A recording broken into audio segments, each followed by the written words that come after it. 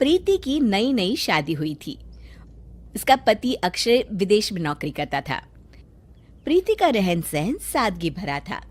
इस वजह से उसकी सास हमेशा उसे दूसरी बहुओं के मुकाबले कम आंकती थी और उसे बिल्कुल पसंद नहीं करती थी। ये ले। माँ जी, मुझे मत मारिए। आज तेरी वजह से मोहल्ले की सभी औरतें मेरा मजाक उड़ा कर गई है। आज तो मैं तेरी हड्डी पसली एक कर दूंगी। एक काम ठीक से नहीं होता तुझसे नाश पिटी।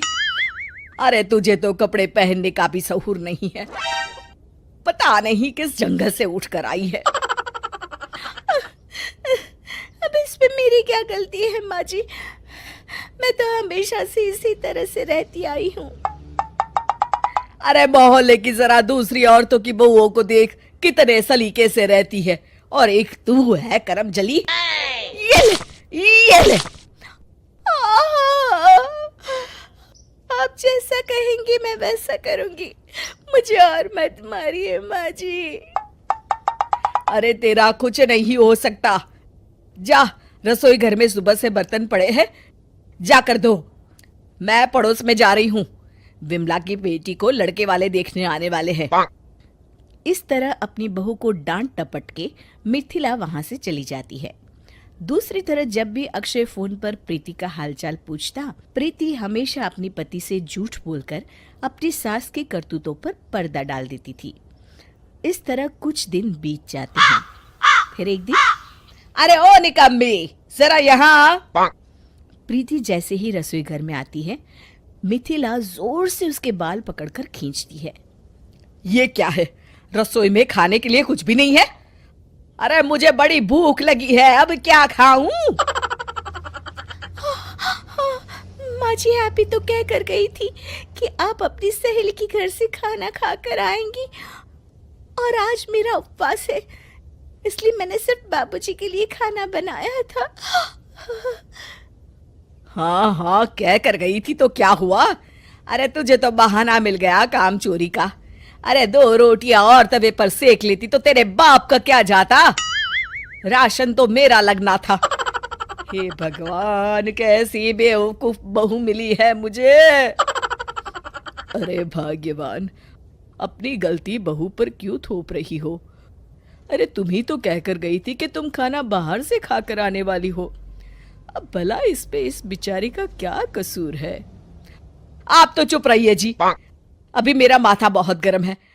आप बीच में ना ही बोले तो अच्छा होगा। आप नाराज मत होइए, मैं अभी आपके लिए खाना बना देती हूँ। हाँ चल जल्दी, खाना बनाकर मेरे कमरे में ले आ। मिथिला अपने कमरे में चली जाती है। कुछ दिनों के बाद अक्षय का फोन आता है। आप कैसे हैं जी? अरे मैं तो बहुत अच्छा हूँ। एक बहुत बड़ी खुशखबरी है, मुझे यहाँ ग्रीन कार्ड मिल गया है। मैं चाहता हूँ कि तुम अब मेरे साथ यहाँ आकर रहो। मैंने माँ से बात कर ली है, बस अब तुम फटाफट यहाँ आने की तैयारी शुरू कर दो। अच्छा ठीक है, अब मैं फ़ोन रखता हूँ, शाम को बात करेंगे। ठीक है जी। प्रीति फ़ोन रखकर अपनी सास के पास जाती है। तभी उनकी पड़ोसी गायत्री वहां आ जाती है। अरे मिथिला, तेरे बेटे अक्षय का फोन आया था। तेरी बहू को विदेश बुलाना चाहता है, उसे वहां ग्रीन कार्ड मिल गया है, इसलिए मैं तेरी बहू के कागजात लेने आई हूँ। अब तो तेरी बहू विदेश जाकर अपनी जिंदगी मजे से गुजारेगी। मिथिला बुझे मन से कहती है, हाँ ये तो है, अपनी अपनी किस्मत है। गायत्री प्रीति के कागजात लेकर वहां से चली जाती है। अगले दिन से प्रीति देखती है कि उसकी सास कुछ खोई खोई सी रहती है, और अब वो पहले की तरह ना तो प्रीति को मारती पीटती है और ना ही उसे कुछ भला बुरा कहती है। बस सारा दिन किसी सोच में डूबी रहती हैं। उसी शाम अक्षय का फोन आता है। प्रीति, तुमने आने की सारी तैयारी कर ली है ना? सुनिए जी, मैं अपने सास ससुर को छोड़कर कहीं नहीं जाने वाली। इस बुढ़ापे में अगर मैं ही उन्हें छोड़कर चली गई तो उनकी सेवा कौन करेगा? आखिर मैं उनकी इकलौती बहू हूँ। और फिर ऐसे भी वो कमाई किस काम की जो हमें अपनों से ही दूर कर दे। आप यहाँ थोड़े पैसे कम कमाते थे, पर अपने परिवार के साथ 2 वक्त की रोटी तो सुकून से खाते थे ना जी। तुम सही कहती हो प्रीति। जब से मैं यहाँ आया हूँ मेरा मन ही नहीं लगता। हर वक्त सिर्फ घर की याद आती रहती है। अब चाहे कुछ भी हो जाए, मैं तुम लोगों के साथ ही रहूंगा। ज्यादा से ज्यादा क्या होगा, कम आऊंगा लेकिन सुखी तो रहूंगा। ये हुई ना बात जी। चलिए, माँ को खाना देने का वक्त हो गया है, अभी मैं फोन रखती हूँ। प्रीति अपनी सास के लिए खाना लेकर जाती है। चलिए माँ जी, खाना खा लीजिए।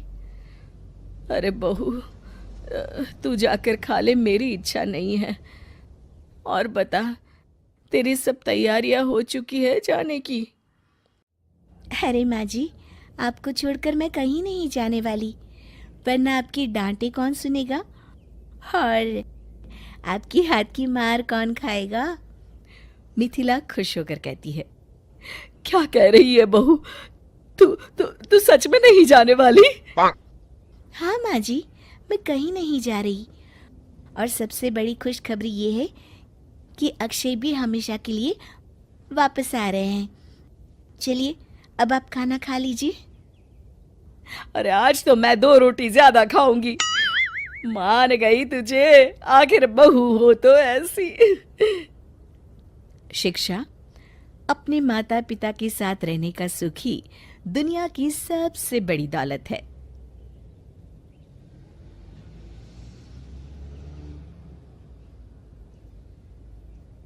मंगल ग्रह की चुड़ैल।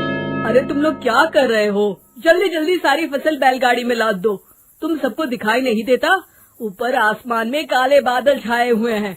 अगर बारिश हो गई तो सारी फसल बर्बाद हो जाएगी। तभी हरिया कहता है, अरे सेठ जी, आप फिक्र मत करिए, बस थोड़ी देर में हम सारी फसल बैलगाड़ी में लाद देंगे। चलो भाई मोहन, जल्दी जल्दी हाथ चलाओ। तभी अचानक आसमान में एक तेज बिजली चमकती है और कोई बड़ी सी चमकीली चीज वहीं पास के खेत पर आकर गिरती है। उस चीज के जमीन से टकराने से वहाँ एक बड़ा सा गड्ढा हो जाता है। अरे बाप रे, ऐसा लगता है जैसे आसमान से कोई भयानक चीज नीचे गिरी है। हाँ, तुमने सही कहा, चलो चलकर देखते हैं। सभी गांव वाले भागकर उस गड्ढे के पास जाते हैं। उन्हें गड्ढे के अंदर एक बड़ा अंतरिक्ष यान दिखाई देता है। अरे ये क्या चीज है? तभी अंतरिक्ष यान का दरवाजा खुलता है और उसके अंदर से एक चुड़ैल बाहर आती है। चुड़ैल की नजर जैसे ही गांव वालों पर पड़ती है तो तुम लोग पृथ्वी के वासी हो? हाँ, हम लोग तो पृथ्वी के वासी हैं। पर तू कौन है? कहाँ से आई है? मैं मंगल ग्रह से आई हूँ। अरे मर गए रे, हमारे गांव में सफेद साड़ी वाली चुड़ैल का आतंक क्या कम था, जब ये मंगल ग्रह की भी चुड़ैल हमें परेशान करने के लिए आ गई। तभी चुड़ैल की नजर बैलगाड़ी पर रखे अनाज पर पड़ती है। चुड़ैल आगे बढ़कर बैलगाड़ी के ऊपर रखा सारा अनाज खा लेती है।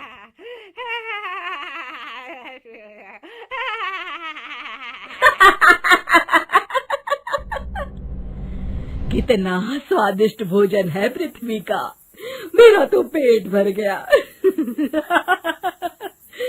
मजा आ गया। चुड़ैल बैलगाड़ी में आग लगा देती है। चुड़ैल की इस हरकत को देख सभी गांव वाले बुरी तरह डर जाते हैं और अपनी अपनी जान बचाने के लिए वहां से भाग खड़े होते हैं।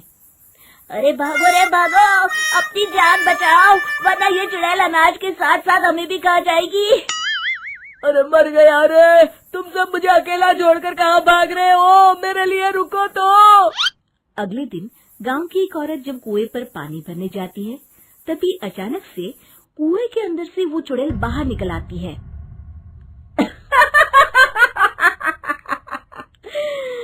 कितना मीठा पानी है इस कुएं का।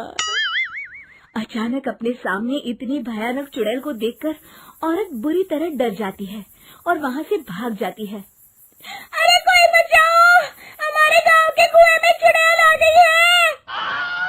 अरे रुक जा, भागती कहाँ है? मैं तुझे नहीं छोड़ूंगी। चुड़ैल उस औरत की चोटी पकड़ लेती है। अब मैं तुझे अपने मंगल ग्रह पर ले जाऊंगी। अरे तेरा सत्यानाश हो, मुझे कहाँ लिए जा रही है? अरे कोई तो बचाओ मुझे। अरे राजू के पापा बचाओ। चुड़ैल उस औरत को लेकर वहाँ से चली जाती है। फिर चुड़ैल कुएं के पानी के साथ साथ गांव के तालाब के पानी पर भी अपना कब्जा कर लेती है, जिससे गांव वालों को पीने के लिए पानी ही नहीं मिलता। अरे भाई, अब क्या करें? इस चुड़ैल ने तो हमारे गांव के कुएं के साथ साथ तालाब पर भी अपना कब्जा कर लिया है। हाँ चंपक भाई, मुझे तो इस बात की चिंता हो रही है कि आखिर बिना पानी के हम लोग कितने दिन जिंदा रह पाएंगे। तभी वहाँ चुड़ैल आ जाती है। जैसे ही मोहन और चंपक उस चुड़ैल की तरफ देखते हैं, तभी चुड़ैल अपने जादू से उन दोनों को अपने वश में कर लेती है। अब तुम दोनों वही करोगे जो मैं चाहूंगी। हम मंगल ग्रह के वासी हैं, हम मंगल ग्रह के वासी हैं, हम मंगल ग्रह पर जा रहे हैं। यही दोहराते दोहराते दोनों चुड़ैल के अंतरिक्ष यान की ओर चल देते हैं। तभी उन्हें रास्ते में हरिया मिलता है। अरे चंपक, अरे मोहन, भाई तुम दोनों कहाँ जा रहे हो? तुम दोनों की तबीयत तो ठीक है ना? और ये तुम दोनों क्या बड़बड़ा रहे हो? ए चल, हमारे रास्ते से हट। हम मंगल ग्रह के वासी हैं, हम अपने ग्रह पर वापस जा रहे हैं। तभी हरिया की नजर चुड़ैल और उसके अंतरिक्ष यान पर पड़ती है। वो समझ जाता है कि चुड़ैल ने उन दोनों को अपने वश में कर रखा है। अरे मूर्खों, तुम लोग मंगल ग्रह के वासी नहीं बल्कि स्वर्गवासी बनने जा रहे हो। फिर मोहन हरिया को धक्का देता है और दोनों आगे चले जाते हैं। अगर मैं यहाँ ज्यादा देर तक रुका तो कहीं ये चुड़ैल मुझे भी ना पकड़ ले। जान है तो जहान है। इतना कहकर हरिया अपनी जान बचाकर वहाँ से भाग जाता है। अगले दिन गांव का जो भी आदमी चुड़ैल के सामने आता, चुड़ैल उसे अपने वश में कर लेती। देखते ही देखते गांव के आधे से ज्यादा लोग चुड़ैल के वश हो जाते हैं। फिर गांव के बचे हुए लोग चुड़ैल के डर के मारे घर से बाहर निकलना ही बंद कर देते हैं। इस तरह गांव वाले डर के साए में कुछ दिन बिता लेते हैं, लेकिन अनाज और पानी न होने के कारण उनका घर में रुकना भी मुश्किल हो जाता है। तभी एक दिन गांव के बचे हुए लोग इकट्ठा होते हैं। अरे भाइयों, कुछ करना होगा, वरना इस गांव में कोई नहीं बचेगा। वो चुड़ैल सभी गांव वालों को अपने साथ मंगल ग्रह पर ले जाएगी। तुमने बिल्कुल सही कहा, लेकिन वो चुड़ैल इतनी ज्यादा ताकतवर है कि मेरी तो समझ में नहीं आता कि हम कैसे उसका मुकाबला करें। तभी बब्बन कहता है, अरे कालिया, इस तरह डरने से काम नहीं चलेगा। हमें अपनी बुद्धि से काम लेना होगा। जिस तरह लोहा लोहे को काटता है, उसी तरह चुड़ैल ही दूसरी चुड़ैल को मार सकती है। अरे कहना क्या चाहते हो बब्बन, साफ साफ कहो। मेरे पास बहुत बढ़िया तरकीब है। आपको वो चुड़ैल याद है ना, जिसे हमने गुफा के अंदर बंद कर दिया था? हम उसे आजाद करेंगे और उसकी मदद से उस मंगल ग्रह वाली चुड़ैल को खत्म कर देंगे। अगले दिन बब्बन और हरिया उस गुफा के पास पहुंचते हैं और गुफा के मुंह पर रखा बड़ा पत्थर हटा देते हैं। जैसे ही गांव वाले पत्थर हटाते हैं, अंदर से सफेद साड़ी वाली चुड़ैल हंसते हुए बाहर निकलती है। मैं आजाद हो गई। अब मैं आजाद हो गई।